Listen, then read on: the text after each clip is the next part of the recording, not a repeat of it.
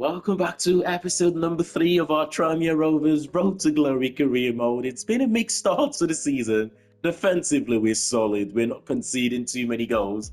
However, going forward, we're struggling to score goals at the moment. Only 3 goals scored in our opening 5 league games and only 4 goals scored in our competition. That is 8 games we've played this season in our competitions, and we've only scored 4 goals. But like I said, let's focus on the positive for now. And we are 9th in the league. We are only a point behind those playoffs places. It's only the start of the season, but we will focus on the positive for now. What we will do though, we've got our first scout report here for our youth academy scouting. So Dalton, Aitsin and Viljami have all returned with their first youth academy scout reports at the moment. I mean, we're not necessarily focused on potential, but rather players that are good enough to make an impact to our team, either through starting or coming off the bench. That's what we're focused on right now. Let's take a look at Dalton. In England, we've got Mason Savage and we've also got Arthur Stewart. Tell you what, both players can be promoted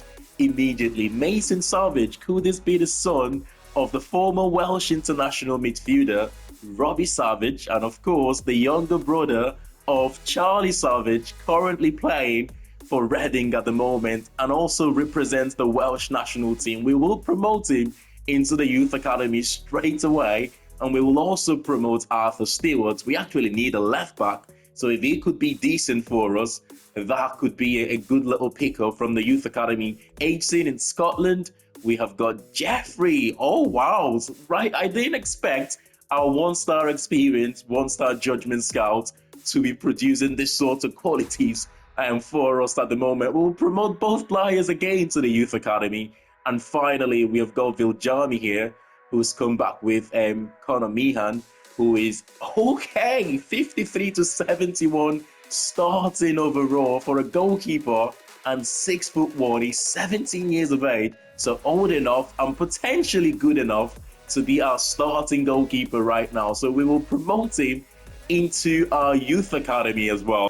Oh my god, they're not quite as good as what I thought. We were a little bit carried away before we promoted them, but Conor Meehan looks like he might be good enough to make an impact to our first team straight away. But I think the best thing to do is to allow them to develop in the youth academy for a few more months. Arthur Stewart, who knows, we need a left back, so he might just be our starting left back before the end of this season, or maybe at the start of next season. Mason Savage, of course, his dad Robbie played for the Welsh national team. His older brother Charlie also representing Wales at international level. Both Robbie and Charlie, they came through the Manchester United academy. Now Manchester and Birkenhead, close proximity, not far away from each other at all. He's gone a different footstep though from his dad and his older brother. He's decided to represent England at youth level anyway. Who knows? He might just be good enough to make it being an England international, or change his nationality as he gets older. But yeah, we will leave these players and see how they improve. Jeffrey does look good. Shane Jeffrey, the right winger we've got here, he's got pace. Physically, he looks good. So he could make an impact in the first team before the end of this season as well. I mean, Arthur Stewart, one of the things that I'm impressed about is his physicals too. Technically, there's still a long way to go. As we know with this team, scoring goals have been an issue. Creativity have been a problem for us this season. With the signing of Ennis Cameron, he has certainly made a difference for us. We hope that continues to get better. His partnership with the likes of Saunders, the likes of Jennings, but we are the best defensive side in the division. We can take positive from that as well. If we can get our wide players more involved, our centre midfielders creating more chances and getting involved with the goals themselves, we will improve overall as a team, and I can't wait for that to happen. You know, I'm under no illusion that this team is just going to all of a sudden become the best team in League Two from playing a few games. It will take time to get better. Lee O'Connor, terrible tackle on him there. He's injured as well. He's a right back predominantly, but he's been my preferred option on that left back position. If we lose him, it could be a problem for us this season. It's not looking good. Good save there. Gonna have to take him off, haven't we? Lee O'Connor taken off for Woods, and also Davidson coming on to replace Saunders for the remaining 20 minutes of this game or so, 25 minutes of this game. That's a poor through from Carlisle. Hopefully we go on to capitalise on this, but throw to Finley. Finley with a cross to the box to find Cameron. Not a very good cross, but Cameron makes something of that one. Oh, he's still going. Cameron! What a signing. What a finish. He's making all the difference for us at the moment. £440,000 from Kilmarnock. What a player. I cannot believe it. It was a poor game of football, but just one opportunity from our new signing, Ennis Cameron, made the difference for us in this game. And yeah, I would say we deserve to win the game.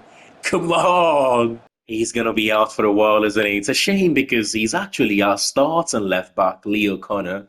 And to lose him, which it's probably going to end up being 3-4 months injury, the broken toe, the most common injury in the game. But we've still got Wood. We have also got Bradshaw, who is on loan from Lincoln City, I believe. So that is good news. We're not going to panic and promote our newly promoted youth academy player to the first team. We're not going to panic and do that at all. We're going to manage what we have got at the moment. But broken toe, he's going to be out for the next 3 months, which it's a big shame. But we have got Swindon Town coming up next. So we're expecting a 4-2-3-1 formation from Swindon Town. 2 wins, 2 draws, and a defeat in their last 5 games. They're top 4 right now. And we're expecting the tiki-taka style from them, which is a surprise. A League 2 team playing tiki-taka. But it is what it is. We have made few changes to our starting 11. One of the things that I enjoy so much about doing a Road to Glory career mode is, for example, Nnamdi Ofob in midfield there for Swindon Town. You see players like this and you remember, you sort of reminisce to us and past versions of the game. Young players with so much potential. Former Bournemouth midfielder that was. He didn't quite make it, but a few years ago, 4 or 5 years ago, he used to have so much potential on the game. But it's one of those. Not everyone is going to make it to the very top. I say very top, right? If you're playing in League 2, that is an accomplishment as a footballer. Not everyone gets to play in the Premier League or the Championship. If you make your way, oh no, maybe I should be focused on trying to get ourselves the 3 points rather than reminiscing on the past game. But that's a poor goal to concede, to be honest, defensively. Looks like this one could well be one of those games where if we want to win, we've got to have to come from behind. Oh, what a cross! What a cross that was!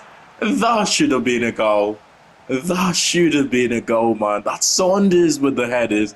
When are we going to get him to start, chipping in with goals for us?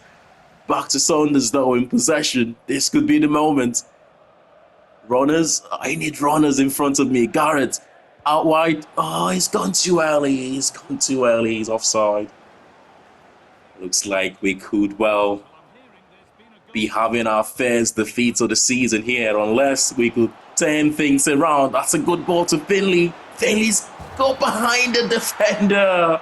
Get in. It's not going to be our first defeat after all. 88 minutes, we get a much-deserved equaliser. We've been the better team in this game, and 1-0 defeat would have been unfair. And that's it. We get the point. We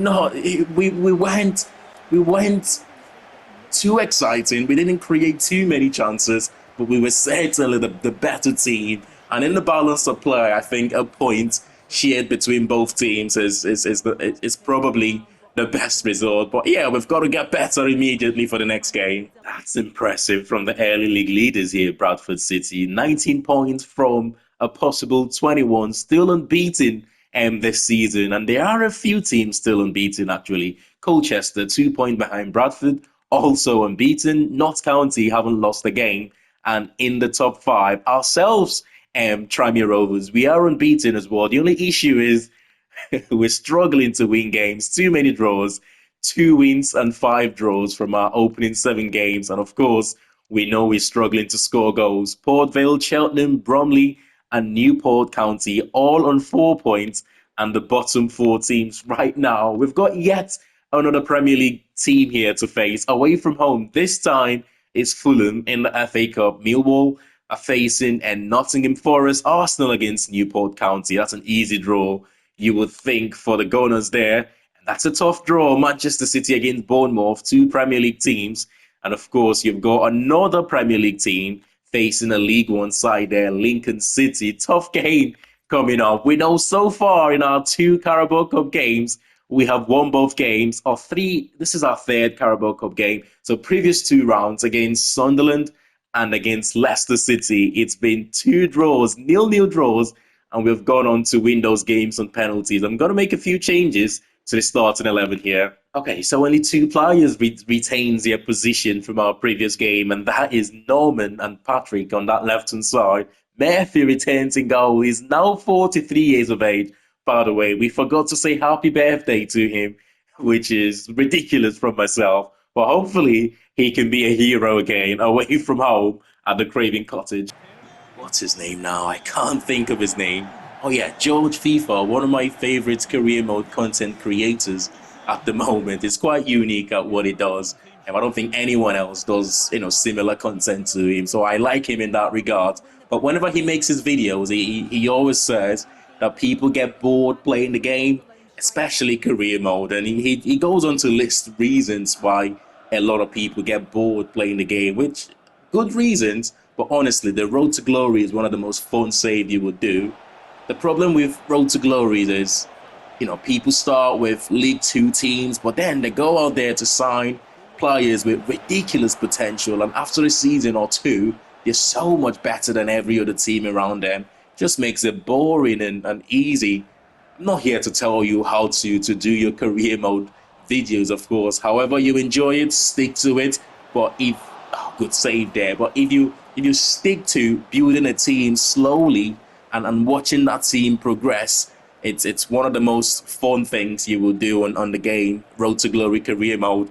A good defending there, and Marvers drives us forward. He finds Davison. Davison have skipped past Bassi. Has he got the pace to get him behind? Well, he doesn't need the pace because Bassi have brought him down there, the Nigerian centre-back. Oh, that is a poor tackle. He's a really good centre-back, by the way. I watched the FA Cup quarter-finals against Manchester United. I thought he was solid in that game, the best player on the pitch. But is that Joshua King, or is that a different Joshua King? The Joshua I'm thinking about is the Bournemouth Joshua King. Let's go top right-hand corner here. Connor Jennings gets in. He scored some cracking penalties on this save already, It's just so much confidence stepping up here. I mean, at this stage, you should start calling us the Giant Killers. This would be a Championship side, Sunderland, Premier League side, Leicester, and Premier League side, Fulham. If we can see this one, big tackle from Vecino. Back in possession. Oh, that is poor defending from the young centre-back on loan from Manchester United. Oh, he's got to do so much better. He's got to be stronger there. What a poor goal to concede. And this one finishes 1-0. It's going to penalties yet again. And that's our third FA Cup or Carabao Cup game in a row going to penalties. Oh, that's a good one there. Is that Sasha Lukic? I didn't quite see the name of the first penalty taker, but Connor Jennings again convert. That's 4 penalties he scored this season. Estepinian goes top left-hand corner. It's never going to get to that one, let's be honest. Henry, number 8, one of our better midfielders this season. He goes top right again and convert. Who is going to blink first? I guess the right direction. But for some reason, he just did not dive there. Oh, what a penalty. That almost gave me a heart attack. Alexi Obi goes bottom left-hand corner and converts. Come on, can we beat Leonard again? Saunders. Oh, that's good finish. That's the third time we've gone top right-hand corner, Murphy, come on. You can be the hero for us again. Oh, he's only just turned 43 a few days ago, by the way. So this would be a really good birthday present from him. I've got that one wrong. Some mother. on loan from Manchester United, the winner of our first penalty shootout against Sunderland. He just couldn't convert this time. Well, we would not go 3 times lucky, could we? We've lost this one, but let's move on. Tell you what, some third round shockers here in the Carabao Cup who were so close to doing it as well. But Bradford City knocking out Manchester United, Harrogate Town knocking out Chelsea. That is incredible. Portsmouth go through there against Derby County as well. West Ham progressing to the next round. So is Aston Villa. Stoke City got the win. Arsenal got lucky to win on penalties against Newport County as well. Premier League side Nottingham Forest progress. Liverpool just about progressing. You've still got Lincoln playing Brentford and you've still got Huddersfield against MK Dons. So there might still be 1 or 2 shocks. But oh my God, Bradford City and Harrogate Town knocking out Manchester United and Chelsea. That is incredible. The magic of the cup, right? It's only a knock for Louis Jackson as well. He's going to be out for the next 5 days. I feared for the worst when he went down against Fulham. He's not going to play the next game, but good news is it's only a knock. Looking back to that game against Fulham, we were a couple of good decisions away from progressing to the 4th round of the Carabao Cup when 2 young kids, Louis Jackson, Sam Mather, both on loan from Manchester United. This is not me criticizing both players, but this is why you need experience, especially the tackle from Louis Jackson that led to the Fulham's equaliser. You know, if we got that tackle right, we could have got on to win that game. Again, it's not a criticism on the young players. Oh, Henry, get it. And for the first time this season, we have scored in the opening 10 minutes of the game. We've needed an early start in this save so far. We get it for the first time with one of our most impressive midfielder, Henry. You know what? We haven't scored more than a goal in a game so far. The fact that we scored in the opening 5 minutes of this one, this could well be the first time that we go on to achieve that feat. Of course, records are there to be broken, right? If we can get that second. Come on, given how early we scored in this game, you would have thought we would have gone on to score 1 more or 2 more by now against, let's be honest, a Harrogate Town side that are not the best in the division. Oh no, big save. What a save that is. Come on, get the rudder. Here we go, Patrick. You go. Keep going. Who's going to make the run? The far side of the post. It's Henry again. And the most unlikely goal scorer, by the way, gets a brace for us in this game. I've been impressed by his work rate, his tenacity. He covers every blade of grass, by the way, Henry. But the goals, the most unlikely goal scorer. He does everything so well for us, Regan Henry. But I just did not expect him to be the player scoring a brace for us. But we needed a win. We needed a game where we went on to score more than a goal. And we achieved that today. By far our most comfortable game this season. Look at that. In terms of XGs, we could have scored maybe 3 goals in this game. We're the much better side and thoroughly deserved a victory on this one. Well, it took us 8 games to score more than 1 goal in the league this season. But for the first time this season, can we get back-to-back victories to our name? Still the best defensive side in the division, only conceding 3 goals. And if we carry on going like this, we could go on to break the record for the fewest goals conceded in a League 2 campaign. But I've gone with Davison and Cameron up front for this one. Presley is a player to watch out for. He can be a handful on his day. He's a good player for Barrow. Come on, out wide. Finley. We get the run. Mather is going to make the run. Oh, on the inside. What a ball. On the plate to Davison. Oh, my God. Talk about putting it on the plate for a striker. That should be your bread and butter as a centre forward. I honestly don't care what division it is. 1-on-1 against a goalkeeper, the striker should always score. I cannot believe we did not take that chance in the first half, We could have been 1-0 and cruising in this game. Presley on his left foot. I said we've got to watch out for him in this game. We had the best opportunity in the first half, just the one, which should have been scored by Davidson. And Barrow have had the best opportunity in the second half so far, falling for Presley. Davidson to Cameron. We're going to have to take Cameron off here. He's knackered. The shot's been blocked. Oh, come on. Can we find Saunders? He's come on to replace Cameron. Oh, he's made the run. And that is why we've brought him onto this game. That pace, getting him behind the defense.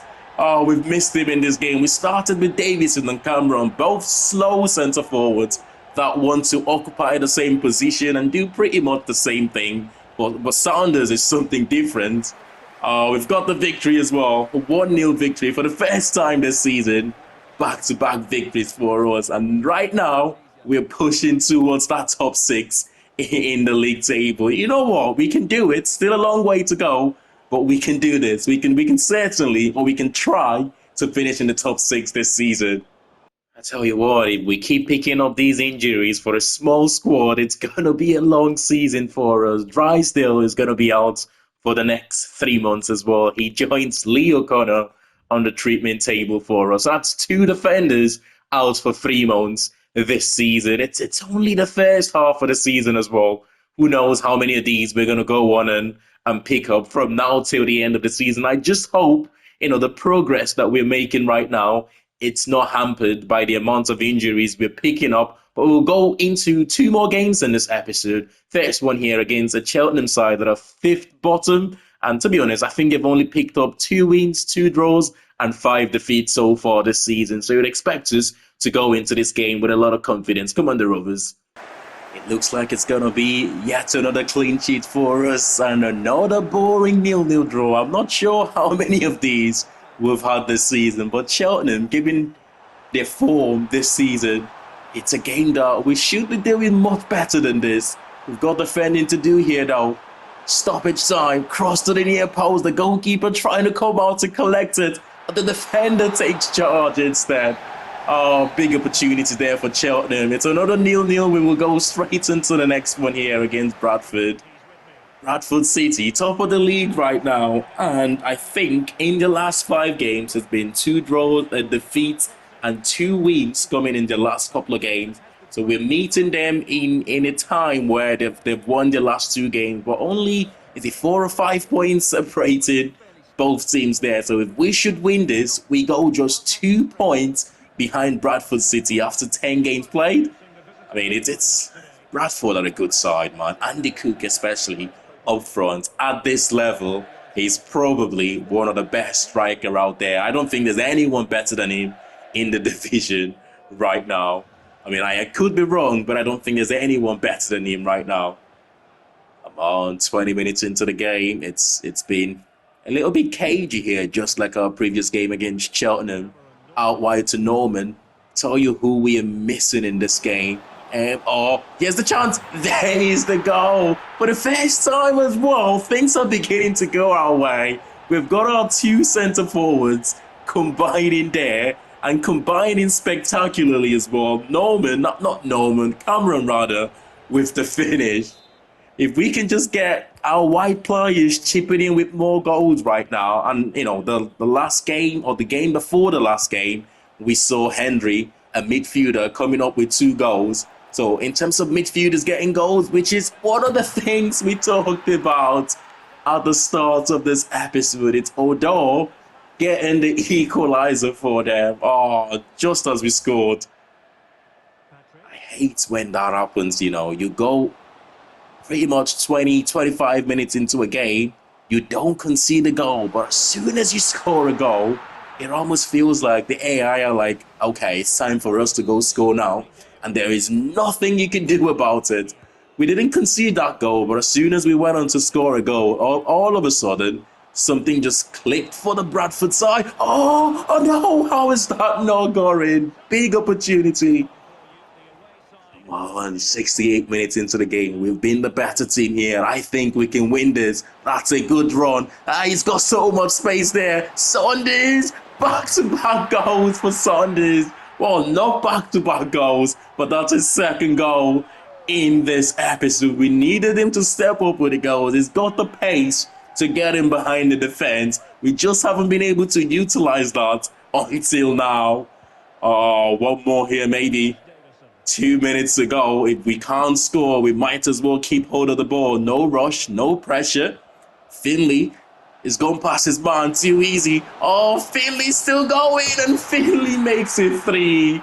And oh my God, you would think Tranmere Rovers are the team top of the league right now. The way we are performing, we have outclassed, we have outworked this Bradford side, and we deserve to be winning this game. It's going to be a 3-1 victory for us, and we go 2 points behind Bradford right now. With 10 games played, I believe, I did say we can try and push for that top 6 finish. It's going to be tough, especially picking up those injuries at the moment. But right now, the team are in a good run of form, and we hope it continues for a little bit longer. We are now into the top 5 and 2 points behind the new league leaders, Colchester. Only 5 points separating the top 8 though. So it's going to be a tough League 2 campaign. The early stages are showing here after 11 games rather. But one thing we have learned in this episode is our midfielders can get involved with scoring goals. But smash a like on the video if you have enjoyed this one, and I'll see you all in the next episode. Thanks for watching, and bye for now.